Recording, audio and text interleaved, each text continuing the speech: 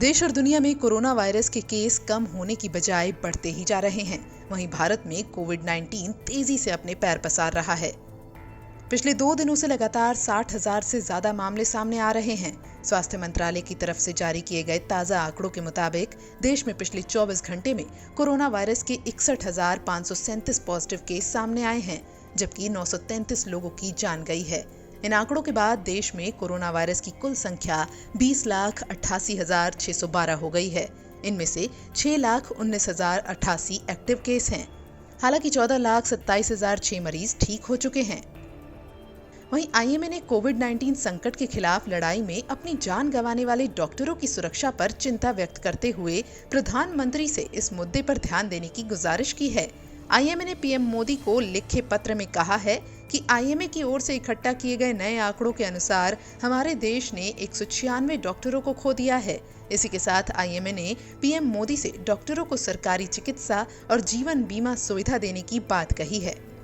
Corona virus के मामले पंजाब में भी तेजी से बढ़ रहे हैं। इसी के मद्देनजर पंजाब के जालंधर, लुधियाना और पटियाला में पाबंदियों को और बढ़ा दिया गया है। गैर जरूरी सेवाओं में रात को 9 बजे से सुबह 5 बजे तक कर्फ्यू जारी रहेगा। नए आदेश के मुताबिक दुकानें और शॉपिंग मॉल्स रात 8 बजे तक खुले रहेंगे और होटल रेस्टोरेंट रात 9 बजे तक खुल सकते हैं। इसके अलावा शराब की दुकानें भी रात के 9 बजे तक खुल सकती हैं। रविवार को हर बार की तरह लॉकडाउन जारी रहेगा और सिर्फ जरूरी सेवाओं से जुड़ी दुकानें ही खुल सकेंगी। वैसे देश ही नहीं, दुनिया भर में कोरोना वायरस के संक्रमण के चलते हालत खराब है।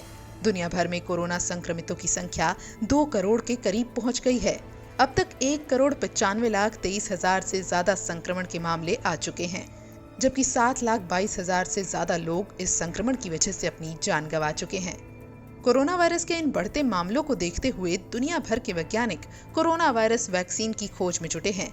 ऐसे में इस महामारी से जूझ रहे भारत और निम्न आय वाले देशों के लिए एक अच्छी खबर सामने आई है। न्यूज एजेंसी एएनआई के मुताबिक सीरम इंस्टीट्यूट ऑफ इंडिया ने बताया है कि उसे भारत और बाकी उभरती हुई अर्थव्यवस्थाओं के लिए कोरोना वायरस वैक्सीन बनाने की फंडिंग मिलने जा रही है। सीरम इंस्टीट्यूट ने कहा है कि बिल और मेलिंडा गेट्स फाउंडेशन और गावी वैक्सीन अलायंस से उसे $15 करोड़ की फंडिंग मिलेगी। इसका इस्तेमाल वो इन देशों के लिए 10 करोड़ कोविड-19 डोज बनाने में करेगा। एसआईआई की ओर से ये भी बताया गया है कि वो कैंडिडेट वैक्सीन एस्ट्राजेनेका, जो ऑक्सफोर्ड की वैक्सीन है, और नोवावैक्स, जो अमेरिकी कंपनी द्वारा निर्मित की जा रही है, इन दोनों का प्रोडक्शन करेगा। इन दोनों की ही कीमत $3 यानी करीब 225 रुपए प्रति डोज होने की खबर है।